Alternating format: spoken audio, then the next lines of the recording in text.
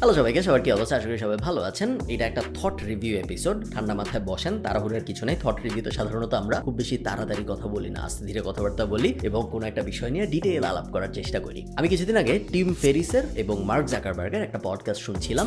আপনারা যারা আমার নিউজ লেটারে সাবস্ক্রাইব করা আছেন, khalidfarhan.com এ গেলে আপনারা দেখবেন নিউজ লেটারে সাবস্ক্রাইব করার একটা অপশন আসে এবং ফ্রি পুরোপুরি আপনারা চাইলে সাবস্ক্রাইব করতে পারেন। প্রত্যেক রবিবার আমি একটা ইমেল পাঠাই যারা সাবস্ক্রাইব করেছে সবাইকে, এবং ওখানে আমি গত এক সপ্তাহে কি কি ইন্টারেস্টিং ব্যাপার হয়েছে সেগুলো বলার চেষ্টা করি। ওই ইমেইলে আমি এই ইউটিউব ভিডিওটা লিংক দিয়েছিলাম অনেকে দেখার জন্য। আমি জানি না কারা কারা দেখেছেন। এবং এটা ছিল মূলত মার্ক জাকারবার্গ এবং টিম ফেরিসের একটা আলোচনা, যেখানে মার্ক জাকারবার্গ ওর ফিউচার বিষয়ে ভিশন কি কি এইসব নিয়ে কথাবার্তা বলেছে। আপনারা যারা আমাকে অনেকদিন ধরে চেনেন তারা জানেন যে আমি মনে করি মার্ক জাকারবার্গ একবিংশ শতাব্দীর সবচেয়ে আন্ডাররেটেড সিইও ফাউন্ডারদের একজন। জেফ বেজোসকে নিয়ে যত কথাবার্তা হয়, ইভেন ভার্জিনের মালিক রিচার্ড ব্র্যানসনকে নিয়ে যত কথাবার্তা হয়, মার্ক জাকারবার্গকে নিয়ে তত কথাবার্তা হয় না। এবং যখন কথাবার্তা হয় তখন বেশিরভাগ সময় সমালোচনা হয়, পজিটিভ কথাবার্তা হয় না। এখন মার্ক জাকারবার্গ কোনো সেন্ট মানুষ না, সমালোচনা হওয়ারই কথা। ফেসবুক ডেটা নিয়ে, ম্যানিপুলেশন নিয়ে যা যা করছে সেগুলো সব সমালোচনার যোগ্য।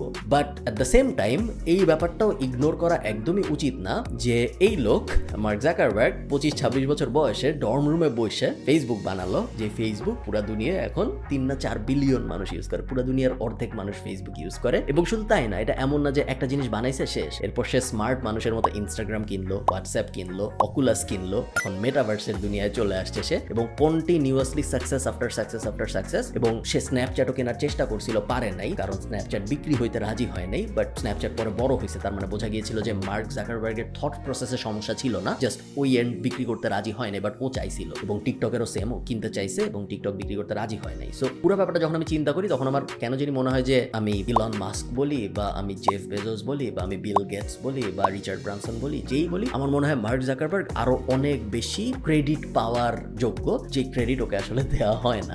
এনিওয়ে, এই ভিডিও মার্ক জাকারবার্গকে ক্রেডিট দেওয়ার জন্য না। এই ভিডিওটা আমি ওই পডকাস্টে নিয়ে কথা বলবো যেখানে মার্ক জাকারবার্গ ওর ফিউচারের জন্য 6টা ভিশন নিয়ে কথা বলেছে, বা 6টা মিশন স্টেটমেন্ট টাইপ জিনিসপত্র নিয়ে কথা বলেছে, যেগুলোর এগেইনস্টে ও ওর ফেসবুক যে এম্পায়ার, মেটা যেই এম্পায়ার, ওই এম্পায়ারটা চালাতে চায়। এবং ওই 6টা ভিশন আমার এত বেশি ইন্টারেস্টিং লাগছে যে আমার মনে হয়েছে যে ওই 6টা ভিশনের অনেকগুলো আমি আমার নিজের কোম্পানির গুলার জন্য ইনকর্পোরেট করতে পারি। এবং আপনারাও, আপনাদের যদি কোম্পানি থাকে বা ইভেন যদি কোম্পানি নাও থাকে, আপনাদের নিজেদের জীবনেও আসলে এই 6টার অনেকগুলাই আপনারা নিজের জীবনে ইমপ্লিমেন্ট করতে পারবেন, এবং ইমপ্লিমেন্ট করলে আপনাদের আসলে ভালো হবে। যে 6টা মিশন স্টেটমেন্ট মার্ক জাকারবার্গ নতুন করে লিখেছে, তার মধ্যে প্রথমটাই হইলো live in the future. Mark Zuckerberg বলছে যে একসময় দুনিয়া এমন ছিল যেখানে আপনি যদি প্রেজেন্টে বসবাস করতেন, বর্তমানে বসবাস করতেন, তাহলে তেমন একটা সমস্যা হইতো না। পুরো দুনিয়া আগাচ্ছে, সাথে আপনিও আগাইতে পারতেন। সকালবেলা উঠে দেখেছেন নতুন কোনো একটা ইনভেনশন হয়েছে, সারাদিন আপনি ওই ইনভেনশনটা নিয়ে রিসার্চ করলেন এবং দিন শেষে আপনি ওই ইনভেনশনটার ব্যাপারে এক্সপার্ট হয়ে পরের মুভে যেতে পারলেন। বাট ওই দুনিয়া এখন আর আমরা নাই।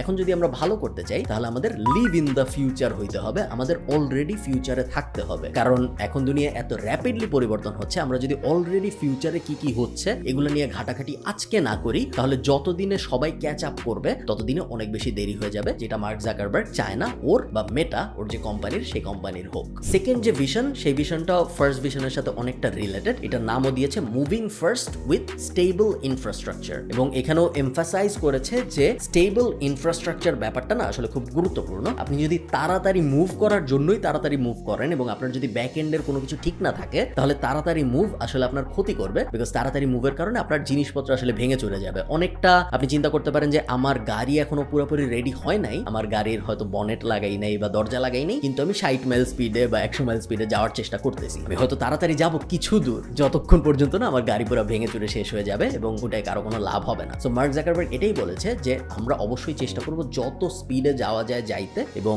মুভিং ফাস্ট খুব বেশি ইম্পর্টেন্ট, এবং মুভিং ফার্স্ট প্রথমে মুভ করা এটাও খুব বেশি ইম্পর্টেন্ট। বাট তার থেকেও বড় ইম্পর্টেন্ট ব্যাপার যেটা, সেটা হলো স্টেবল ইনফ্রাস্ট্রাকচার থাকা। স্টেবল ইনফ্রাস্ট্রাকচার নিয়ে আপনি যদি ফার্স্ট মুভ করতে পারেন এবং ফাস্ট মুভ করতে পারেন, অনেক ওয়ার্ড প্লে হয়ে যাচ্ছে ভিডিওটার মধ্যে, তাহলে আপনি অনেক আগায় যেতে পারবেন অন্যান্যদের থেকে। থার্ড যে ভিশন মার্ক জাকারবার্গের, সেটা হলো focus on long term impact. এবং এই কথাটা শুনছিলাম আমি যখন, তখন আমার মনে হয়েছিল যে এই ধরনের কথাবার্তা সবাই বলে যে আমরা লং টার্ম ভাববো, আমরা শর্ট টার্ম চিন্তা করবো না, ইমিডিয়েট প্রফিটের কথা ভাববো না, লং টার্ম ভাববো হাবি যাবে, এই ধরনের কথাবার্তা সব সিইওই বলে। বাট মার্ক জাকারবার্গ যখন এক্সাম্পল দিচ্ছিল তখন এক্সাম্পলটা আমার বেশ ভালো লাগছে এবং এই কারণে আমি এই পয়েন্টটা রেখেছি এই ভিডিওতে বলার জন্য। ও এক্সাম্পল দিল যে আগে ফেসবুকে, এখন যেটা নাম মেটা, এই মেটা কোম্পানিতে প্রত্যেক এমপ্লয়ির এভালুয়েশন হইতো 6 মাস পর পর। 6 মাস পর পর এমপ্লয়ীদের তাদের ম্যানেজারের কাছে যেতে হতো এবং ম্যানেজার তাদেরকে পারফরমেন্স এভালুয়েশন দিত যে আপনি কি করেছেন ভালো গত 6 মাসে, কোন প্রজেক্ট ভালো ছিল, কোন প্রজেক্ট খারাপ ছিল, কি নিয়ে আরো কাজ করা উচিত, হাবিজাবি নর্মাল এমপ্লয়ি এভালুয়েশন যেরকম হয়। তো মার্ক জাকারবার্গ এখন এটা 6 মাস থেকে 1 বছরে নিয়ে গিয়েছে এবং ও প্ল্যান করছে এটা 2 বছরে নিয়ে যাওয়ার জন্য। তার কারণ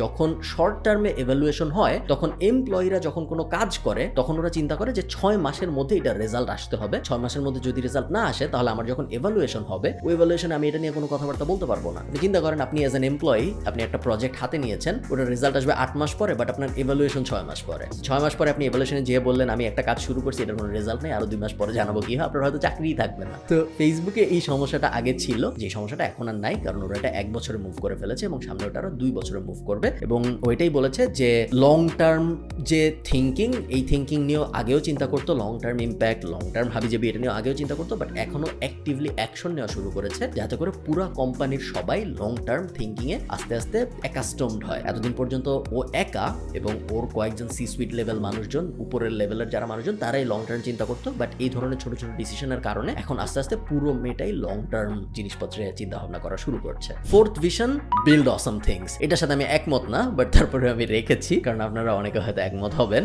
মার্ক জাকারবার্গ বলছিল যে ওর ফেসবুকের আগামী 20 বছরের যে ভিশন সেটা হলো they will build awesome things. এবং ওর মতে, যে জন্য আমি বললাম আমি একমত না, তার কারণে আমার মনে হয় না এটা সত্য, বাট মার্ক জাকারবার্গের মতে এতদিন পর্যন্ত ওরা জাস্ট ফ্লো এর সাথে যাচ্ছিল। ওদের কোনো প্রোডাক্ট দেখে মানুষের মনে হয় না যে ও এটা কি বানায় ফেলছে, অসাম একটা জিনিস বানায় ফেলছে, অনেক সুন্দর একটা জিনিস বানায় ফেলছে, এটা সাধারণত মানুষের মনে হয় নাই according to Mark Zuckerberg. So ও এখন এমন কিছু বানাতে চায় যেটা দেখলে মানুষ বসে চিন্তা করবে যে এই জিনিস কিভাবে বানাইলো মেটা, বা এই জিনিস মার্ক জাকারবার্গ এবং টিম কিভাবে চিন্তা করে বাইর করলো। সো খুব অ্যামেজিং, খুব অসাম টাইপ জিনিসপত্র ও বানাতে চায়, যেটা ওর ধারণা ওরা গত 20 বছরে বানায় নাই। শুরুতে যখন ফেসবুক শুরু হয়েছিল তখন কিছুদিন পর্যন্ত ওরা এরকম করেছে, ইউনিক প্রজেক্ট হাতে নিয়েছে, বাট কোম্পানি যখন বড় হয়ে গিয়েছে তখন ওরা আর এই সুযোগটা পায় নাই খুব ইউনিক, খুব রিস্কি জিনিসপত্র বানানোর, যে সুযোগটা এখন ওরা আবার নিতে চায় আগামী 10 বা 20 বছরের জন্য। Fifth point, be direct and respect your colleagues. খুব অবভিয়াস একটা ব্যাপার, সো এটা নিয়ে খুব বেশি কথাবার্তা বলার কিছু নেই।